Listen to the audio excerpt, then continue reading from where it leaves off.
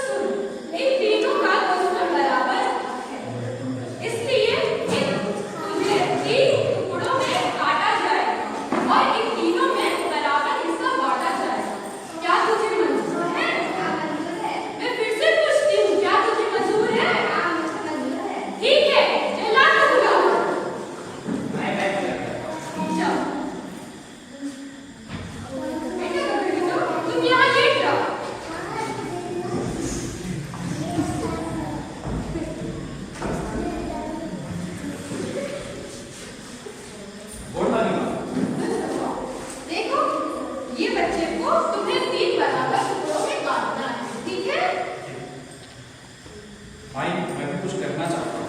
तुम क्या कहो? मैं इसे 3 टुकड़ों में तो काट दूंगा, पर हर एक टुकड़ों के पीछे एक चवन्नी लूंगा। हाँ, इसका कहना भी मुनासिब है। सुनो बहनी, तुम जा रहे हो।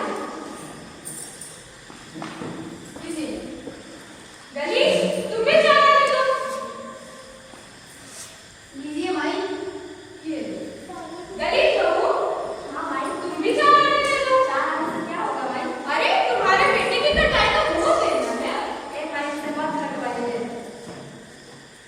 अरे देखो, मैं तुम्हें समझा रही हूँ, इसका एक टुकड़ा तुम्हें मिल जाएगा तो तुम्हारे भी मन का अरमान रह जाएगा। एक माई से मत करवाइए, तो जिम्मेदारी दोनों में से किसी एक को दे दीजिए। माई इसे थोड़ी भी कम करवाइए और झगड़ा ही खत्म होने नहीं देगी। हाँ कोई हिस्सा करवाइए। तो मैं काटूं? नहीं, रुक जाओ। ये गड़बड़ी कह रहा है कि इसे 2 हिस्सों में काट देना चाहिए और ये गलीश कह रहा है कि इसे 2 हिस्सों में काट देना चाहिए। इससे ये समझ आता है कि इन दोनों में इसके लिए ना ही कोई देह प्रेम है, ना ही कोई ममता है और ना ही कोई प्रेम है। इसलिए ये बेटा तुम दोनों में से किसी को नहीं मिल सकता। बेटा कबर के जो खड़े हो जाओ। तुम जाओगे अपनी माँ के साथ। तुम इसके सिर्फ इसकी माँ के पास ही वो ममता है जो इसे पाल सकती है। हाँ माँ, आप खड़ी बोले ना, माँ तुम जाते। सही किया कि आपने माँ को ये बेटे को दिया। हाँ माँ, उनके बाप को तो मत दीजिए, इसकी माँ को दे दीजिए। हाँ ये सही पंचायत है। हाँ ये सही पंचायत है। ठीक है, तो ये बेटा तुम्हारा होगा।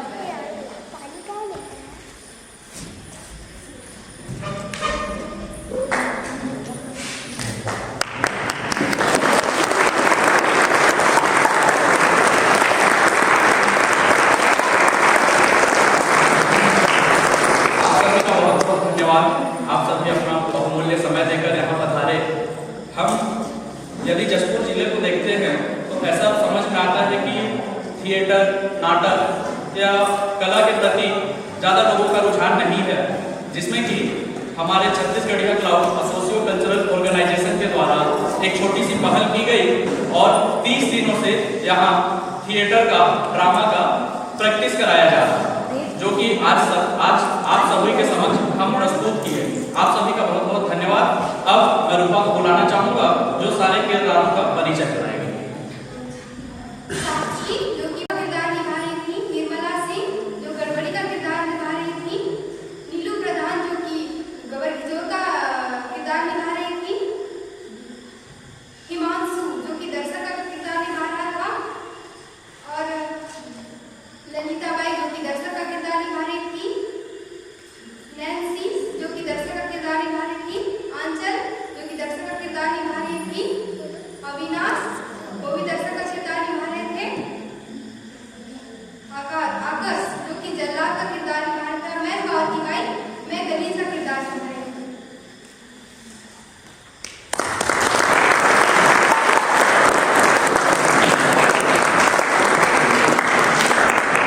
डॉक्टर आनंद कुमार पांडे को यहाँ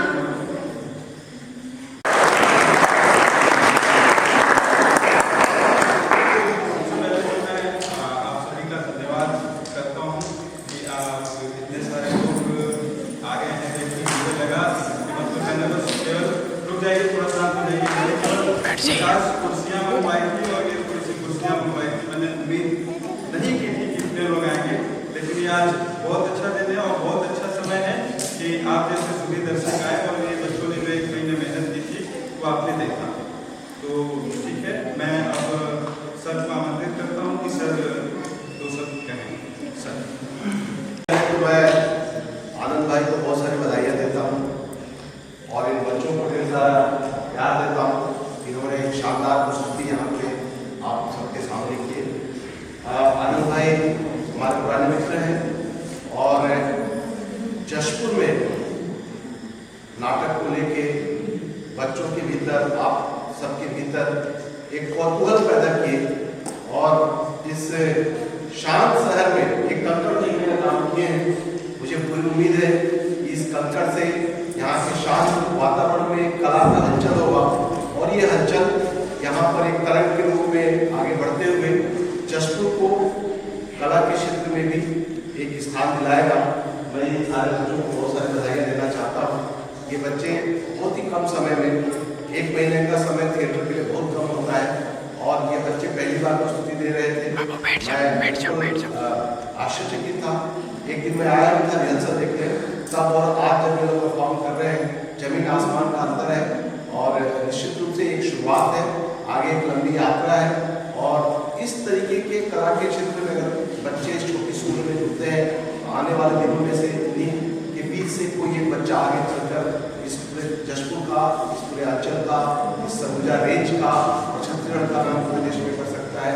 मैं आनंद भाई के इस प्रयास को बहुत साधुवाद देता हूँ और इन बच्चों को ढेर सारी शुभकामनाएं देता हूँ कि अपने कला को इस तरीके से परिभाषित करते रहे। आने वाले दिनों में आपकी कला में और निखार आएगा। संभावनाएं हमेशा बनी रहती है निखार करने की। कला एक ऐसी चीज़ है जो साधना की चीज़ है, इसमें आप साधना रहेंगे, आने वाले दिनों में आपकी कला आपको एक नई ऊंचाई देगी। आपके व्यक्तित्व का एक विकास होगा, आपके व्यक्तित्व में कई आयाम लगेंगे और मेरा एक विश्वास है कि आने वाले दिनों में ये बच्चे और ये क्राउड जो उनकी संस्था है, आने वाले दिनों में इस तरीके की और और जशपुर में एक कला के क्षेत्र में नया माहौल बनेगा। मैं आप सबको बहुत बहुत धन्यवाद दूँ।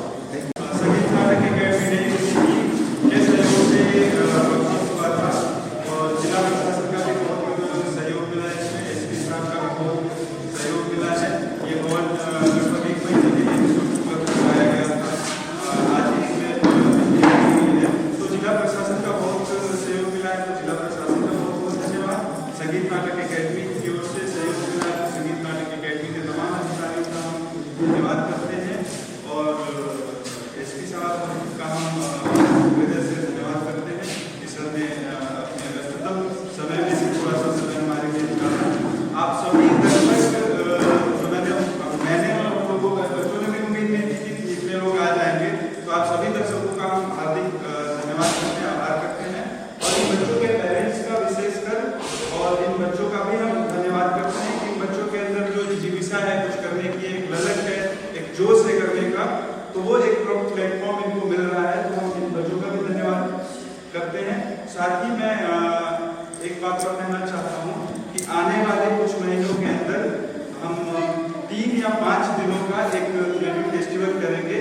उस थिएटर फेस्टिवल में हमारा 1 या 2 नाटक होगा, हो सकता है कि ये नाटक हम फिर से रिपीट करें और एक और नाटक है 75 मिनट का, विंसेंट अ फ्लैशबैक नाम है उस नाटक का, और तो वो भी हम करेंगे। उसका शोज हमने बहुत जगह पे किया हुआ है, रायपुर में किया है, भिलाई में किया है, खैरागढ़ कालापुरा आर्ट फेस्टिवल मुंबई में किया है, बीकानेर थिएटर फेस्टिवल में किया है।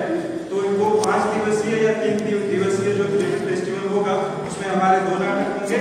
उसके अलावा भारत के जो प्रसिद्ध थिएटर ग्रुप हैं उनमें से 2 या 3 समूहों को बुलाया जाएगा जो यहाँ पर प्रस्तुति देंगे। तो वो बहुत अच्छा, वो भी अच्छा फेस्टिवल करेंगे हम, तो उसमें भी मैं आपको अभी से आमंत्रित करता हूँ कि उस फेस्टिवल में भी आप लोग आए। ये इस नाटक के बारे में और फेस्टिवल के बारे में न्यूज़पेपर में भी सूचनाएं जाती हैं, छपता है, तो आप पढ़ते रहें तो आपको ऐसा नाटक भी देखने को मिलेगा। प्लस कुछ कल्चरल प्रोग्राम है, जैसे संगीत का कुछ प्रोग्राम हो गया, ये भी हम धीरे धीरे एक्टिविटी हम बढ़ाएंगे कि आप हर महीने कुछ ना कुछ रचनात्मक चीज देख सकें।